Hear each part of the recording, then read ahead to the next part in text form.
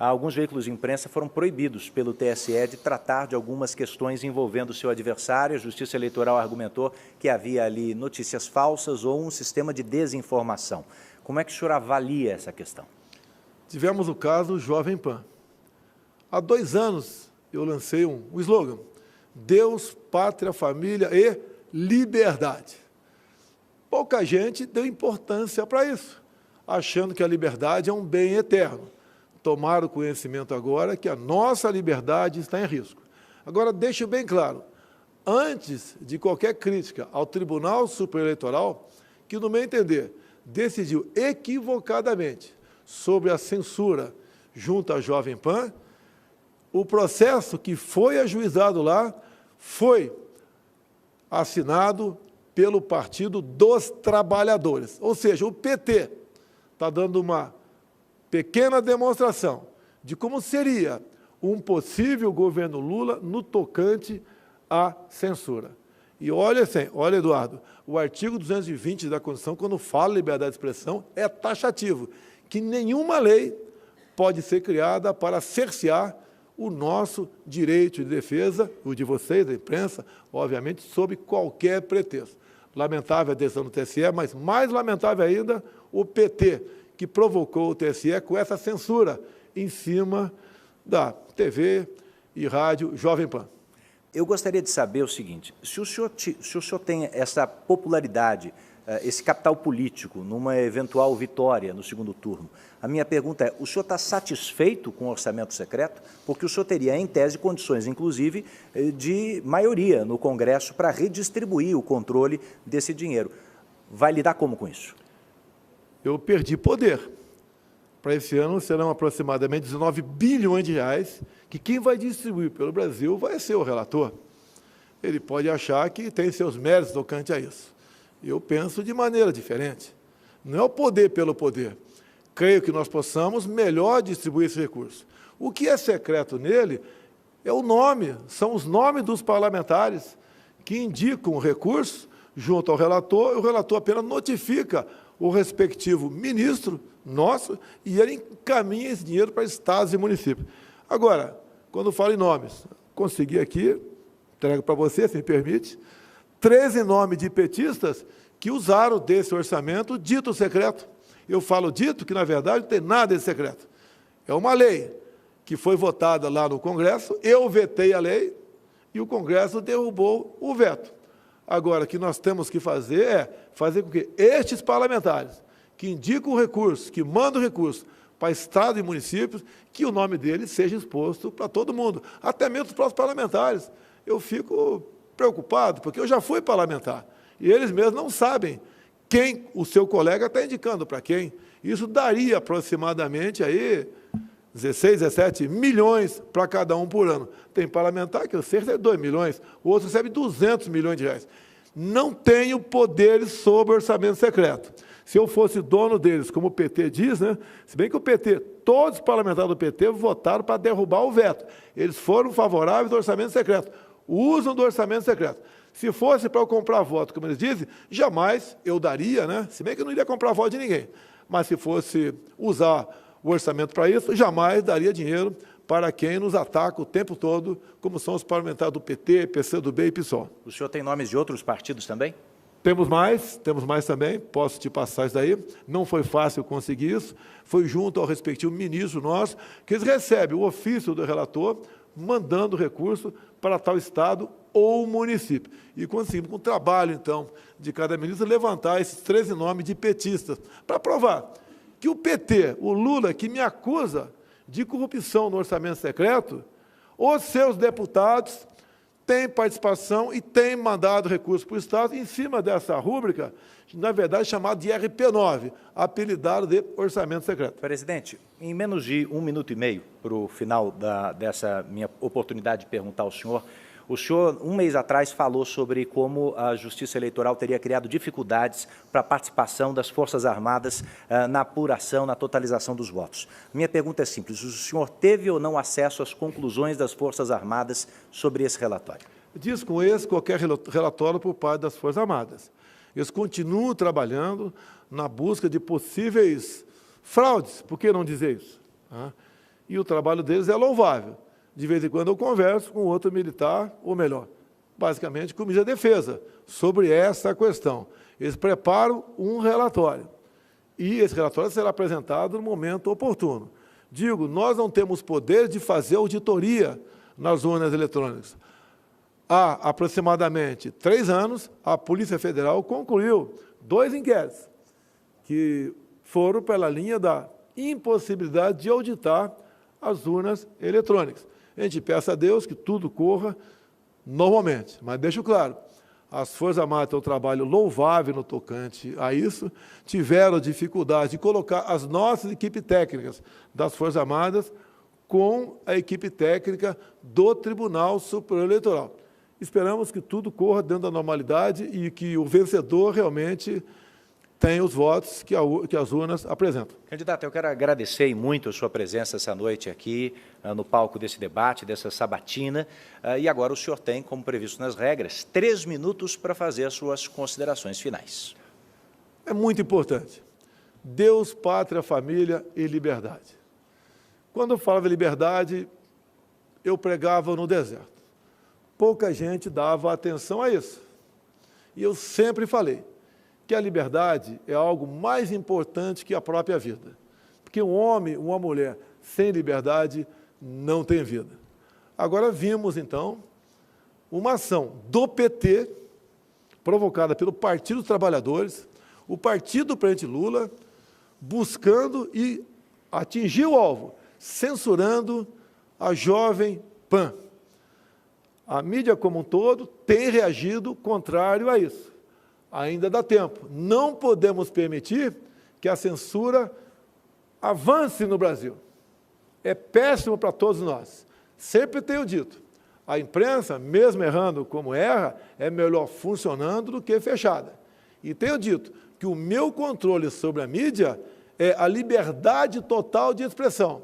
Mídia livre, mídia produzindo matérias. E, se essas matérias não forem boas, não forem realmente úteis, o próprio povo acaba deixando de lado aquele órgão de imprensa. Liberdade acima de tudo. No mais, como sempre falo, vivemos num país de 90% de cristãos. Nós não queremos a liberação das drogas, como o PT quer, como Lula já falou que quer. Nós não queremos a ideologia de gênero. Nós respeitamos as crianças em sala de aula. Nenhum pai, uma mãe quer que sua filha de 6, 7 anos vá no mesmo banheiro da molecada de 14, 15 anos. Escola é lugar de aprender. A educação vem em casa. Nós também não admitimos a questão do aborto. Nós respeitamos a vida desde a sua concepção. Também a propriedade privada, para nós, é sagrado. Não podemos aceitar a volta ao passado, onde o MST invadia propriedades.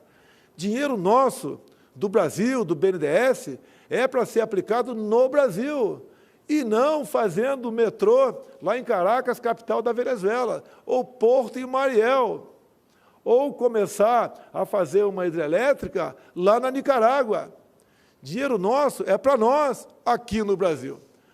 O que nós não queremos também é a volta ao passado da corrupção deslavada, cujo chefe da quadrilha, o Fujão, que não está aqui agora. Obviamente, ele tem que agir dessa maneira, porque não tem como se explicar. No mais, no próximo dia 30, todos vamos votar. Vamos levar, convencer um amigo, um parente que votou em branco, se ausentou ou votou do outro lado, vai votar conosco, para que nós possamos realmente continuar o caminho de sucesso que o Brasil se encontra no momento. Muito obrigado a todos. Eu gostaria de saber qual a principal pergunta que o senhor faria a Lula essa noite. Teria muitas perguntas para fazer para ele. Eu acho que a mais importante é sobre aposentadoria. Nós temos uma massa grande de aposentados, pensionistas, servidores, aposentados rurais, entre outros. O Lula nunca foi afeto ao mercado, nunca teve preocupação em colocar bons ministros da economia. E, aliado a isso, tivemos uma corrupção sem tamanho no governo Lula. E quando se fala em aposentado, eu queria citar aqui os aposentados dos Correios, os aposentados da Petrobras e também da Caixa Econômica Federal. Como é que ele tratou os aposentados? Ele nomeou para os respectivos fundos de pensão, para administrá-los, pessoas que, na verdade, eram bandidas. Ao longo do governo Lula e parte de Dilma, eles saquearam os fundos de pensões. E as pessoas estavam ameaçadas a não ter mais aposentadoria. Petrobras, Banco do Brasil e Correios. E eu tenho um contra-cheque aqui de um servidor dos Correios. Ele tem uma cota extra de R$510 para poder sanear o fundo de pensão. Caso contrário, ele não receberia aposentadoria. O mesmo com a Petrobras e também a Caixa Econômica Federal. E esse desconto extra, além do previdenciário, será efetuado até 2030. Ou seja, o PT quebrou 3 fundos de pensão. E dizer a vocês, pessoal do BPC, os aposentados, o pessoal da nossa Previdência, servidor público, civil e militar, administrar o Brasil dessa maneira, e como ele não gosta de mercado, ele não é ligado à economia, haja visto que até o momento ele sequer sinalizou para todos nós quem seria o seu ministro da Economia. Isso tudo seria quebrado em poucos anos. Se o PT voltar a administrar o Brasil, ele vai quebrar tudo aqui no Brasil. E, obviamente, os fundos de pensão. Obviamente, o dinheiro que nós arrecadamos para pagar você, aposentado rural, você, aposentado do INSS, você, servidor público, civil e militar. E eu perguntaria para ele, Lula, você não deveria estar em casa, já que você foi agraciado por amigo lá do Supremo Tribunal Federal? Você não tem vergonha de deixar esse legado para nós e estar disputando uma eleição novamente? Presidente, que avaliação o senhor faz da atitude do ex-deputado Roberto Jefferson, hoje pela manhã, que recebeu a bala agentes da Polícia Federal que tentavam efetuar a prisão dele depois das ofensas à ministra Carmen Lúcia do Supremo e também do descumprimento das medidas que definiam a prisão domiciliar dele? Eu pergunto, o senhor teme que isso respingue negativamente na sua campanha? E mais, o que é que o senhor diria ao eleitor que insiste em apoiar atitudes como a do ex-deputado? Olha, tão logo tomei conhecimento, foi feito contato com o ministro da Justiça, que é um delegado da Polícia Federal, Anderson Torres, para que ele acompanhasse o caso, se deslocasse para perto do episódio, como ele foi para Juiz de Fora, e disse para ele que o tratamento dispensado ao senhor Roberto Jefferson deveria ser o de bandido, porque quem atira em policial, bandido é. E, obviamente, eu não poderia falar nada mais com a imprensa, porque a captura do Roberto Jefferson estava em andamento. Obviamente, se eu tivesse falado qualquer coisa mais cedo para a imprensa, a não ser uma nota que eu dei nos meus tweets, tá, eu poderia estar comprometendo o bom andamento da operação. Obviamente, tem gente aí, em especial outro candidato, o Fujão, que a gente poderia estar combatendo aqui, quer tirar proveito político disso. Primeiro, diz que o Roberto Jefferson coordena a minha campanha e é meu amigo. Ele não coordena a minha campanha. E não tem nada de amizade. Tanto é verdade que agora, em meados de setembro, ele entrou com uma queixa-crime contra o Superior Tribunal Militar, contra a minha pessoa e o do senhor ministro da Defesa por prevaricação. Ou seja, quem me processa não pode alguém achar que ele é meu amigo. O que ele fez, o que ele queria aqui, o que ele está querendo, buscando da justiça militar, são questões ligadas ao autoritarismo, e o nosso governo não se presta a isso. Agora, no mais, eu quero deixar bem claro, repudio também a maneira como o Roberto Jefferson se referiu à senhora ministra Carmen Lúcia. Nenhuma mulher deve ser tratada dessa maneira. Agora, deixo claro, a jornalista Bárbara Gância, jornalista, ofendeu a minha filha no dia do aniversário, no dia que ela estava completando 12 anos, com um palavreado mais forte ainda do que o Roberto Jefferson se referiu à senhora Carmen Lúcia. Também, há poucos dias, a senhora Sâmia Suragi, procuradora-geral do Estado de Alagoas se referiu à primeira-dama, minha esposa, Michele Bolsonaro, como vagabunda. Ou seja, nós somos vítimas do crime de ódio dessas pessoas, e não o contrário, como o Fujão aqui deixa transparecer e me ataca de forma caluniosa. Nós não passamos pano para ninguém, diferentemente do Lula, que quando Roberto Jefferson delatou o Mensalão, delatou inclusive José Dirceu, o Lula simplesmente passou pano para tudo isso. Nós não somos amigos, nós não temos relacionamento e tratamento para pessoas que são corruptas ou agem dessa maneira, como Roberto Jefferson agiu, xingando uma mulher e também recebendo a bala policiais. O tratamento que será dispensado pelo governo Jair Bolsonaro será de bandido. Assim foi feito, ele foi detido agora, final da tarde, e já encaminhado para a Superintendência da Polícia Federal do Rio de Janeiro. No mais, o Anderson Torres não participou, não foi a Levi Gasparian, e a preocupação dele agora, como determinei, é cuidado com os 2 policiais que foram vitimados por Roberto Jefferson. Como é que está a saúde deles e como nós podemos melhor acompanhar a recuperação desses 2 policiais. Presidente, eu gostaria de insistir na questão dos ataques, mas entre as campanhas, se a gente perceber o número de eleitores que simplesmente decidiu não votar no primeiro turno, mais de 30 milhões de brasileiros, é muita gente. Nesse segundo turno, há uma parcela desse eleitorado preocupada com o nível do debate entre o senhor e o candidato Lula do PT. O TSE chegou, inclusive, a entrar no jogo, fazendo um apelo pelo fim dos ataques na TV. Eu gostaria de saber, o senhor se comprometeria com isso nessa reta final das eleições? Como é que o senhor classifica até aqui o nível desse embate? Não há nenhum ataque meu a outro candidato. As inserções que nós colocamos nas televisões em grande parte, vídeos do próprio Lula. Ele falando, por exemplo, que a questão do aborto é questão de saúde pública. Quando nós o chamamos de descondenado, é verdade. Quando nós falamos que ele foi condenado, que foi chefe de uma organização criminosa, isso é verdade. Quando o partido dele apoia a ideologia de gênero, é verdade. Nós não mentimos, nós não precisamos mentir para mostrar o caráter do Fujão. É só falar a verdade. É uma pessoa que não tem qualquer respeito com a família, com pastores, com padres, que apoia ditaduras fora do Brasil, como a de Ortega, que persegue padres, que expulsa freiras, que corta canal de televisões, como a da CNN, entre outras coisas.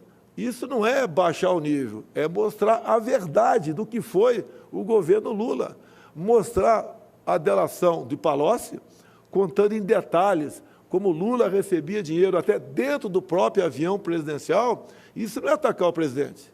Mostrar a corrupção de várias estatais, como Petrobras, 900 bilhões de reais de endividamento, BNDES, 400 bilhões de reais. E quando se fala em BNDES, mostrar, em especial para o povo mineiro, que em Belo Horizonte não tem metrô, mas dinheiro nosso do BNDES, Lula mandou para Caracas, capital da Venezuela. Lá tem um metrô maravilhoso.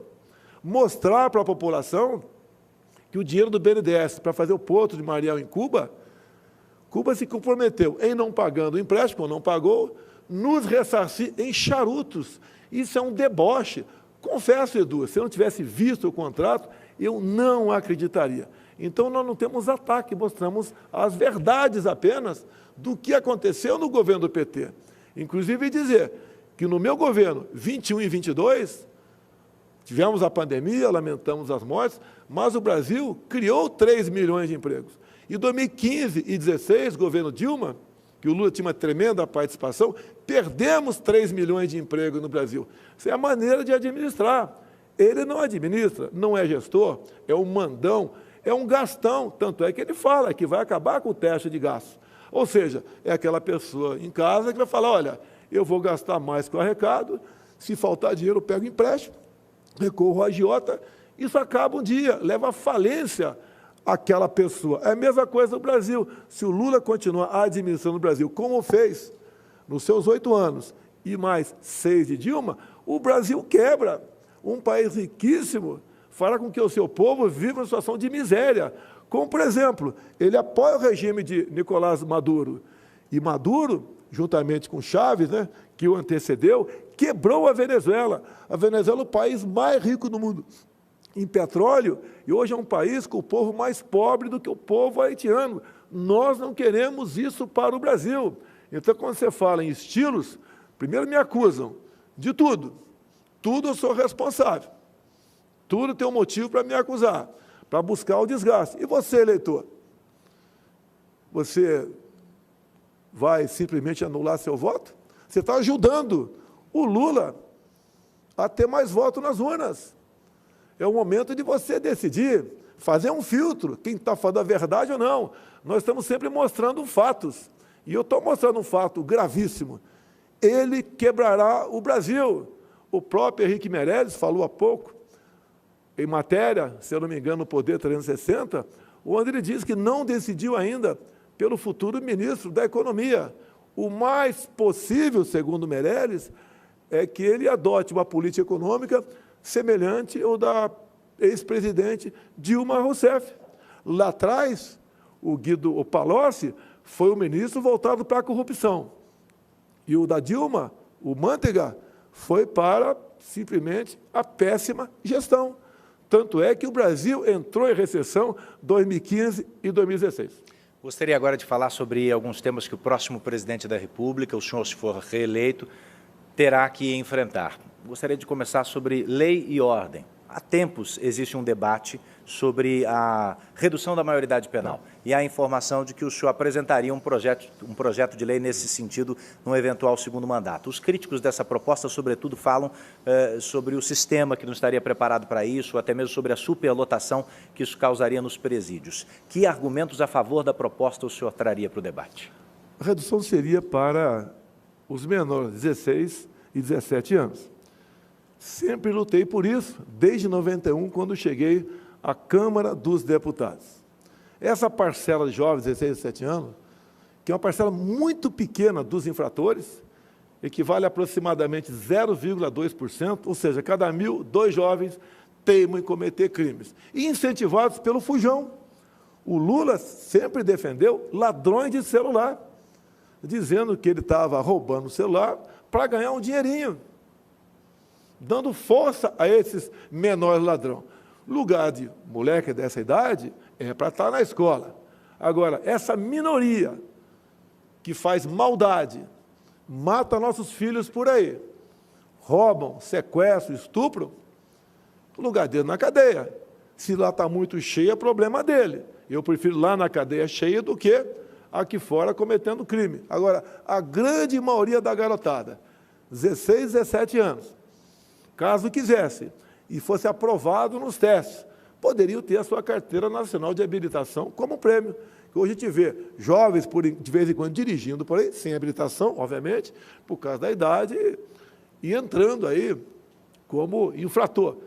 Vamos botar na cadeia quem tem que botar, quem comete esses crimes, em especial os crimes hediondos, e quem é um bom garoto que tenha a sua recompensa com a Carteira Nacional de Habilitação. Esse seria o teor da proposta, então? Apenas para alguns tipos de crimes, crimes hediondos? A ideia é para crimes hediondos, para a gente não generalizar muito essa questão. Se bem que furto de celular não entraria nisso, mas o roubo, né, o latrocínio entraria. O latrocínio é crime hediondo.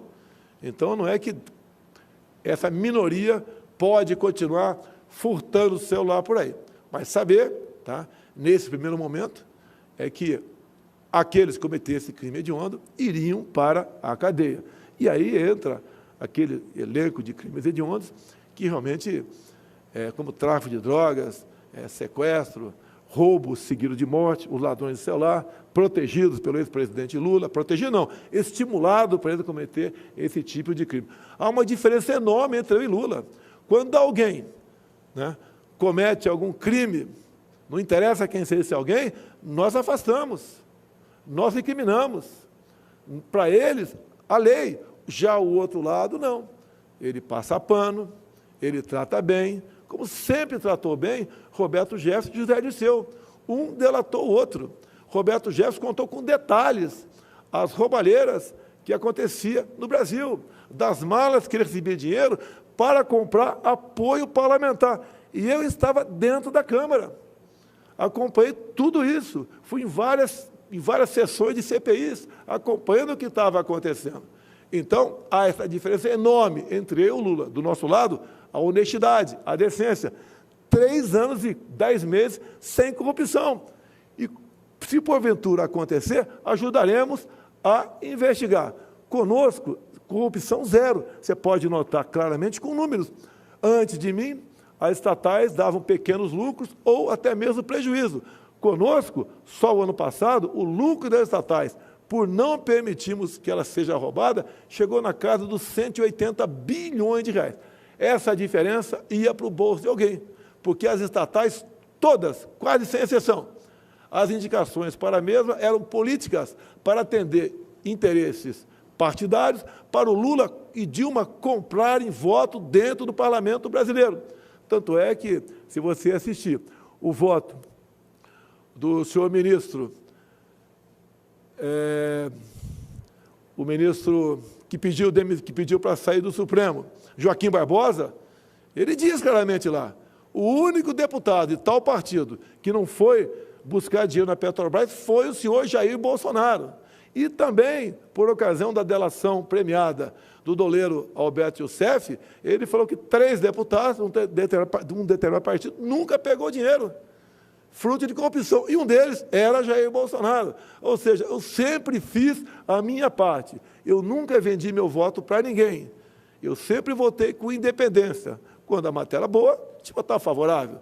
Quando não era, eu votava contra. Então, sempre foi esse o meu comportamento.